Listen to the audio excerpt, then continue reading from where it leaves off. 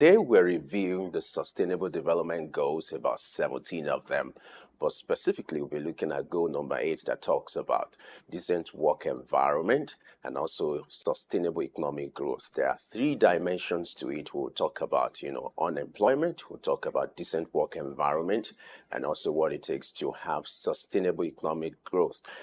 These are goals set by the United Nations to ensure that the world experiences prosperity with a target set for the year 2030. But the question is, how would we assess the level of commitment to these goals? How are nations fulfilling the obligations expected in order to be able to achieve these goals set for the year 2030?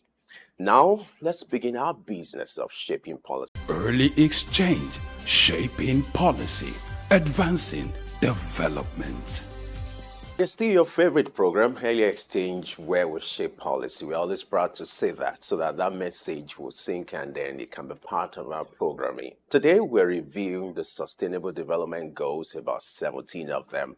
But specifically, we'll be looking at goal number 8 that talks about decent work environment and also sustainable economic growth. There are 3 dimensions to it. We'll talk about, unemployment, we'll talk about decent work environment, and also what it takes to have sustainable economic growth.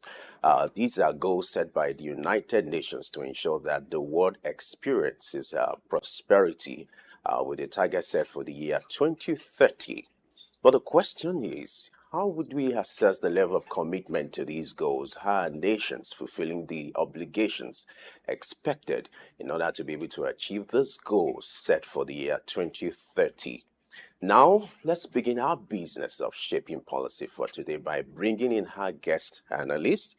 We're being joined by Dr. Femi Egbeshola, who joins us virtually. He is the President, Association of Small Business Owners in Nigeria. Dr. Egbeshola, glad to have you join us this morning. Good to see you again. Good morning, and thank you for the opportunity. Good to see you too. It's always delightful having you here to talk about serious issues like this. So let's start the conversation by you giving us a picture before we go to the specifics of SDG Goal number 8. Let's start with a general overview of the Sustainable Development Goals, and I would like to have your take on the spirit of these goals created by the United Nations in 2015, about 17 of them, to ensure that the world becomes a better place by the year 2030. But I would like you to do an assessment of the spirit behind these goals and the commitment of nations towards achieving these goals, given the fact that the United Nations has set a target of the target by 2030. How will you assess the level of commitment of nations to these obligations?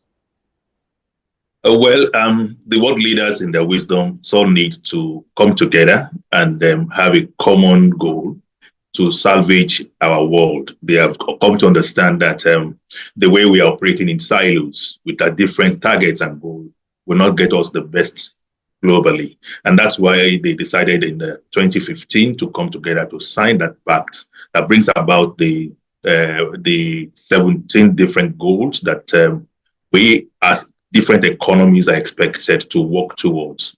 Coming back home here in Nigeria, we have not done too well when it comes to achieving these goals. According to the last ranking, we are 43rd out of the 52 different countries, and that's not too good for us. It means that we have not been doing so well. In the States, particularly in West Africa here, Nigeria states ranked 15 out of 16, and that's also very, very bad. It means that we have not done much in achieving these development goals. And it is important for us as a nation to work towards achieving this, because that is what will guarantee good life, that is what will guarantee better environment, that is what will guarantee sustainable economies and good job and work environments. That is what will also guarantee equitable living, and at the same time to ensure that there is equality among all of us that are resident in different countries.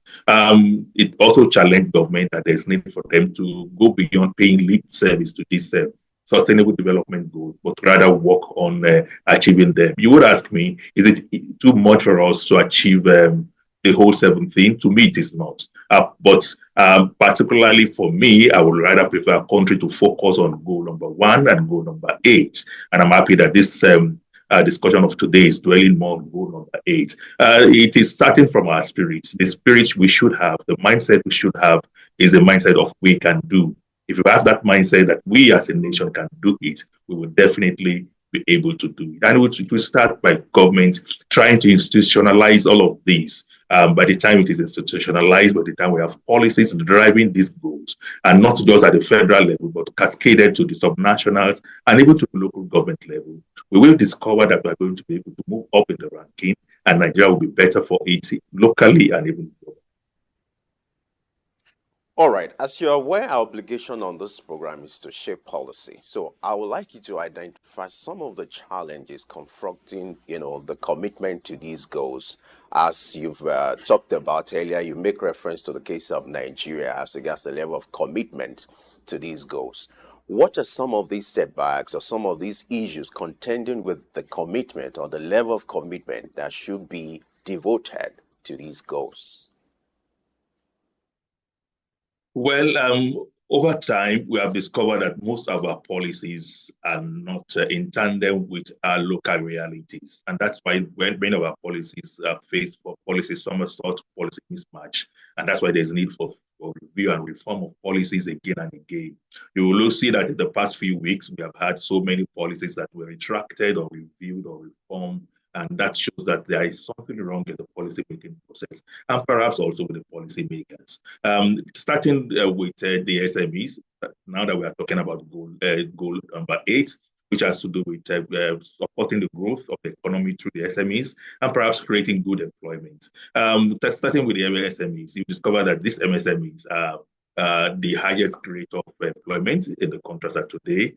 We create 87% of 84% rather of all the job opportunities that are there. We also hold 96% of the businesses. It means that if the economy is going to grow, we must support these drivers of the economy. The MSMEs are the drivers of the economy, of the global world, and particularly also of our country. But you discover that our policies have not been actually supporting the MSMEs. And that's why their growth has been stunted over time. And that's why we discovered that in Nigeria, particularly, businesses hardly survive 5 years of their existence. And you also discover that many of those businesses are not scaling up. See those that are in the nano category being there for over the years, those are the micro, small category, being there over the years rather than scaling up to become small from small to medium, medium to big, and big to large. That's a challenge. So government really needs to begin to also work on our educational curriculum. When it comes to achieving these goals, it has to start from our education and at the early stage. So government needs to begin to see how they can begin to include in these in our curriculum so that every child becomes aware that there is a goal that they are targeting, and there's also a way for us to be able to achieve that goal. Government also needs to bring everybody on board to be able to tackle these. Everybody, starting from religious leaders, they have to be educated because many people are not even aware of this goal. There is need for awareness. So religious leaders needs to be part of it. Community leaders needs to be part of this. Even the media has a lot of role to play. Media houses needs to have deliberate strategy to be able to advocate for these SDG goals and be able to drive the initiative that will make it work. We also need to work more with international organizations, particularly the non-governmental international organizations, to be able to bring on board funding that will also help us to achieve some of these goals. Because one of the reasons why government has not been able to achieve this goal is the issue of funding. When you do not have enough funding, you begin to prioritize what area or particular sector you want to put your money into. And that's one of the reasons why the SDG goals is suffering so massively. You also see that in Nigeria here, corruption and partisan politics has also affected the growth of our SDG goals. The right people are not put in the right places to drive some of these policies.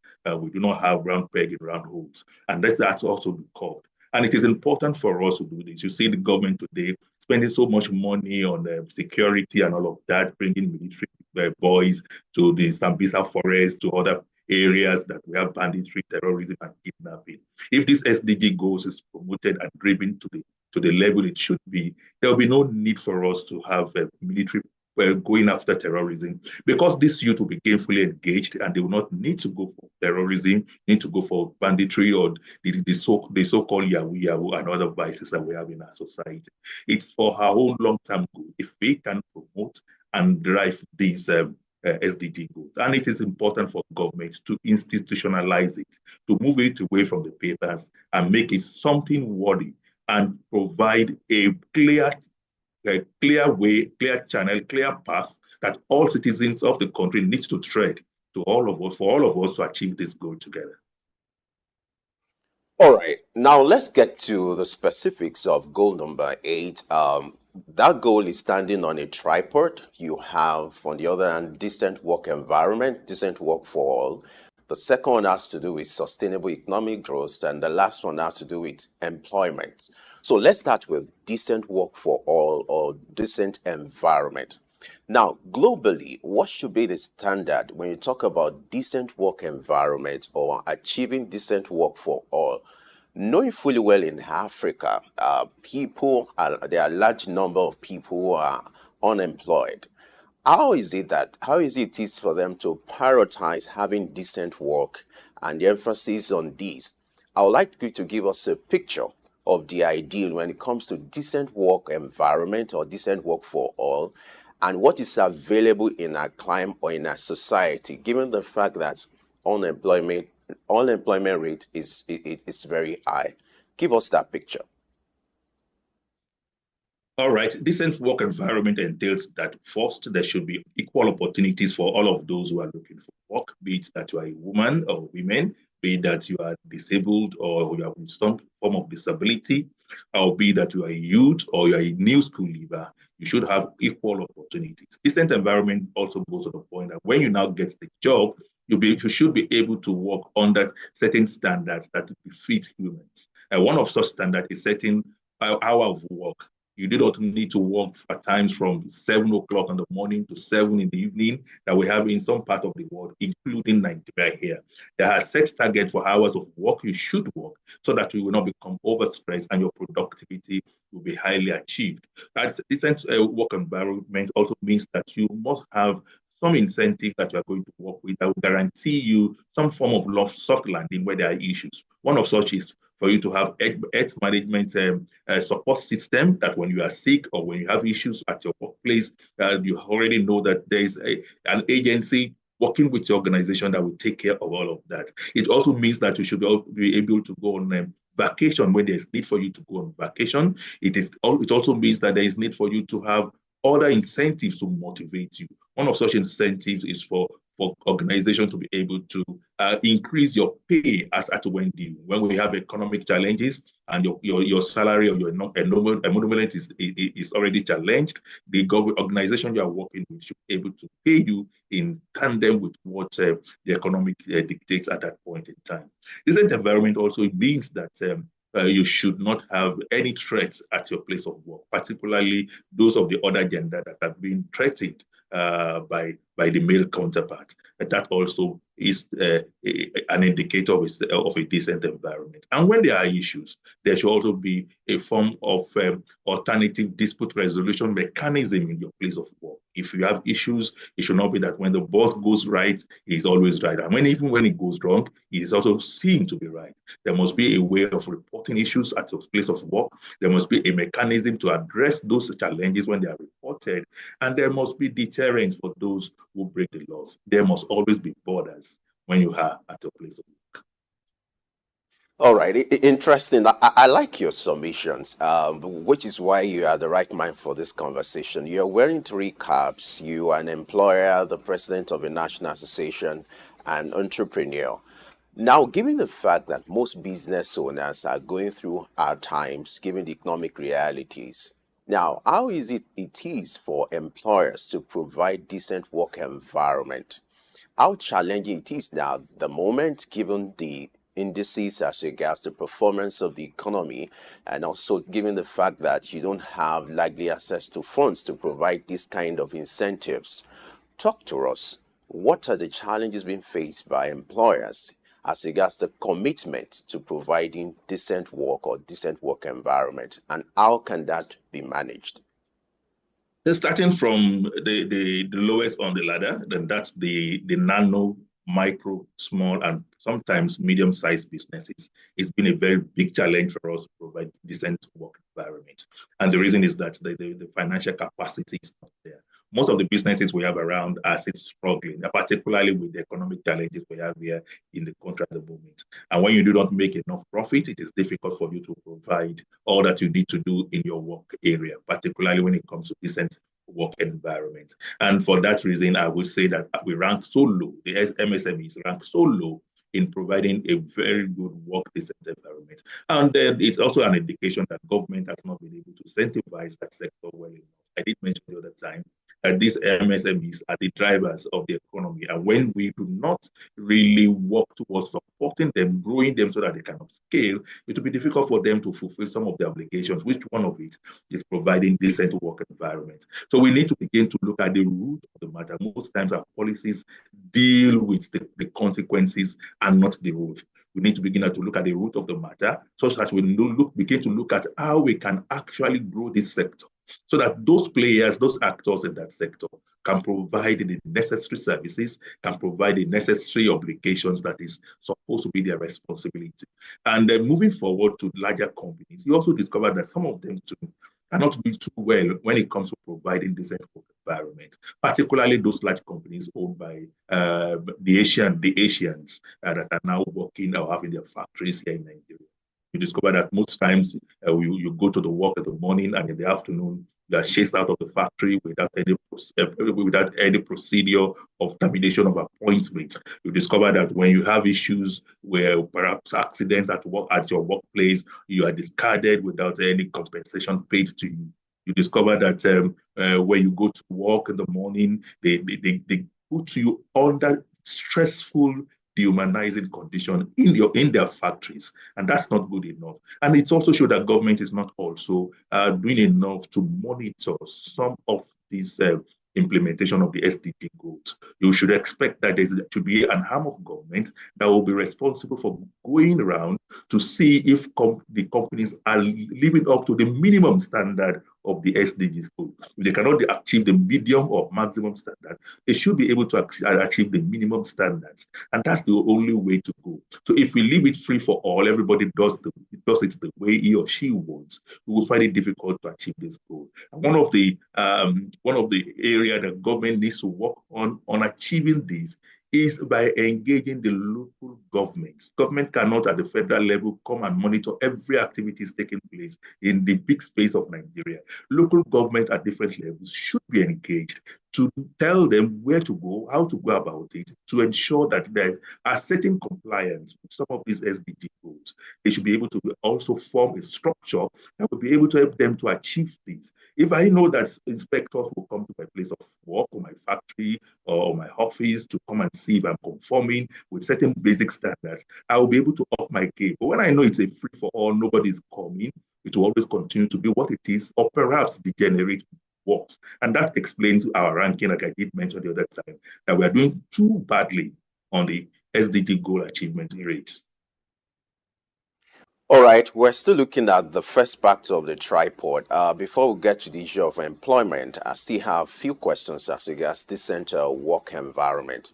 Now, let's identify what should be the role of critical stakeholders like that of the Nigeria Labour Congress, talking about Nigeria, or specifically, let's talk about the labor movement in addressing the issue of having decent work for all. So what will be their role?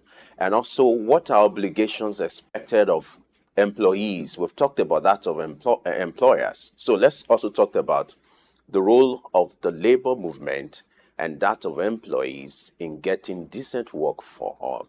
Your take, please. Yes, ordinarily, the Labour Congress, whether it is Nigeria Labour Congress or any other Labour Congress in any part of it, is expected to see to the well-being and welfare of the workers in that particular economy. And one of the ways to do so is to ensure that there is a monitoring mechanism in place to see what is going on in different organizations that their members are. And at the same time, there should be a line of reportage if there are issues or concerns discovered in some of these places of of a work environment.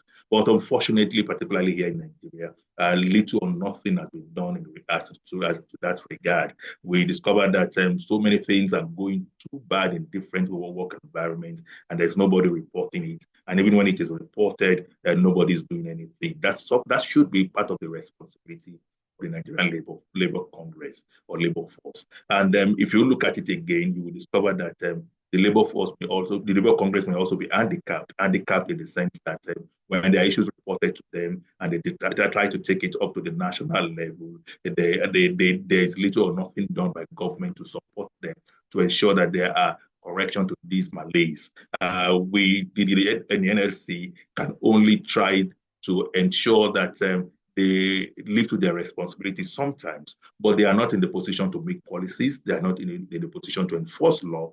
They are not in the position to also bring out punitive measures that will discourage others from going the bad way. So government also needs to begin to look at how to bring about policies and laws that protect the average worker in the country. If we have these policies in place, if we have these laws in place, and they are effective, then you discover that the Labour Congress will be able to do more than they are doing. If you also have a good justice system that are able to ensure prompt the decision when it comes to work matters, you will discover that we will be able to also get it right. But when you take labor matters to the industrial court and you are there, you are already aggrieved, you have lost your job sometimes, you do not have enough income, and you have to go to that court and spend 2 months, 2 years or more pursuing a particular case with a company or an organization, ordinarily you will tire out along the way.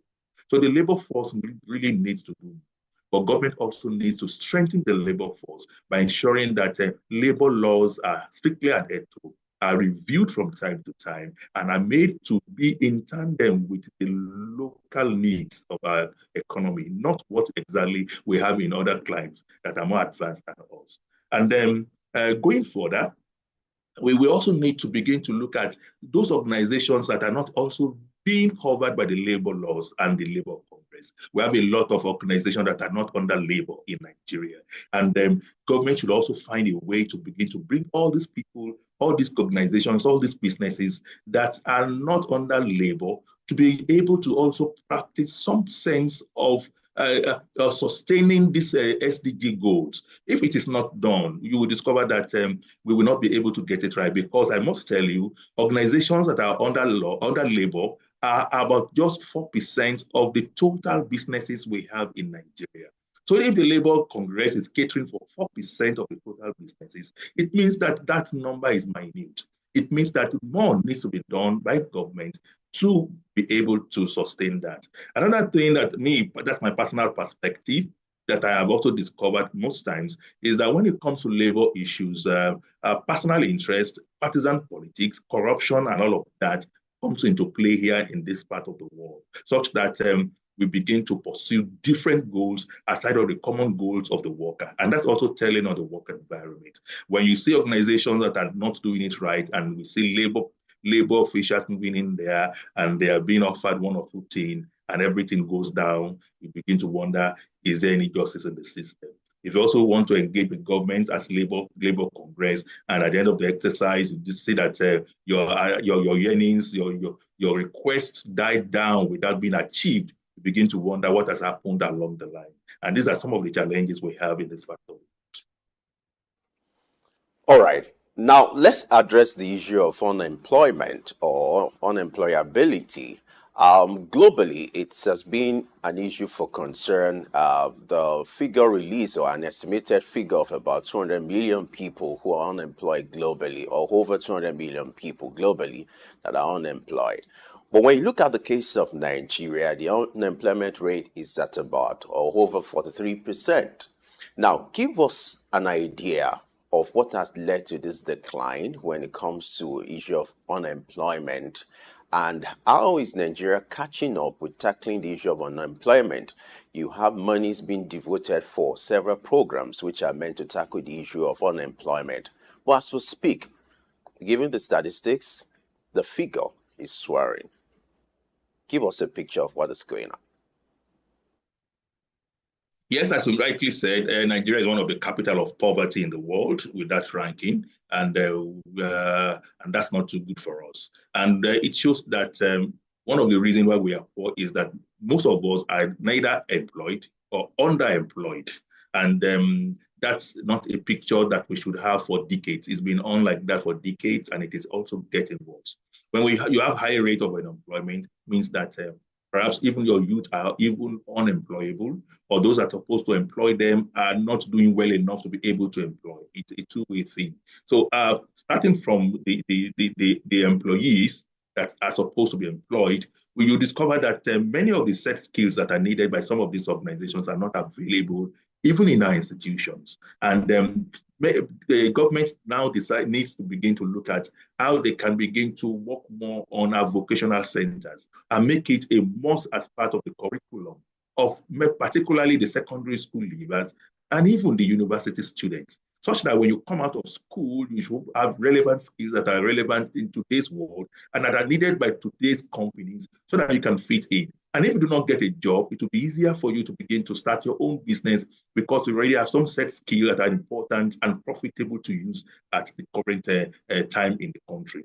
We also need to begin to look at how to encourage our students from the normal norm of read to pass to read to do, read to get self-engagement. Time has come where we just must be paying particular attention on just the grades and you passing the exams. We must begin to teach them, train their mindset to embrace entrepreneurship as far as even the primary school education from down to the secondary and then the tertiary institution. That should be encouraged and be made compulsory in our curriculum. We also need to begin to look at how to make funding available to some of these youth that want to engage in entrepreneurship. If I have a skill set, if I want to engage in entrepreneurship and I do not have access to finance or funding, it will become a tall dream that I may not be able to achieve at the end of the exercise. The government also needs to begin to open up access to funding, particularly for startups, so that they can start businesses, engage themselves by employing themselves, and over time begin to also employ others. We also need to begin to look at how governments can also send particular professional technical skills to different sectors. For example, the farming sector. You discover that many of our farmers today are not working with technology, and that's why their yield are low, and it becomes discouraging for them to go into farming. You also see that most farmers also do not have mechanized tools to work with. Government needs to begin to look at how to provide certain technology and equipment for different sectors of the economy. If you do that, you will discover that many of our youth today would like to engage in different work that may not be available in the 9-to-5 job or white-collar job. You will discover that they will be ready to go to farm because, one, the tools are there, the right technology to produce 5 times, 10 times the normal output is there, and there are certain security provided for them. We also need to begin to look at how government can begin to provide alternative work for people. Alternative work in the sense that government does not have the job of employing people. It is the SMEs that can employ people. So if you want to provide alternative work for people, you must grow that sector and collaborate with the stakeholders in that sector to know what they need, their challenges, and how to mitigate those challenges so that they can grow. For the youth too, they need to begin to know that life does not start in a day and end in a day. They must begin to also embrace that mindset that you must work and work for time, allow your seed to germinate, to grow before you begin to reap. It's not an idea that I must begin to work today or engage in business today, and the next day I make my millions and I start buying cars or vehicles. We must have that mindset to work. And one of the ways we can have that mindset is building the capacity of this youth to know that life is not just a bed of roses. And it's not always green on the other side. The media also has a part to play in this. They need to have programs, educational programs that can continue to change the mindset of our youth to know that there's need for us to work, there's need for us to engage in business, but it takes time for it to grow. We also need to begin to look at building clusters, business clusters that can engage business owners who do not have the capacity to rent a place to run their businesses, whether it is a production manufacturing business or even a trading business or even artisans. Government must build clusters for them.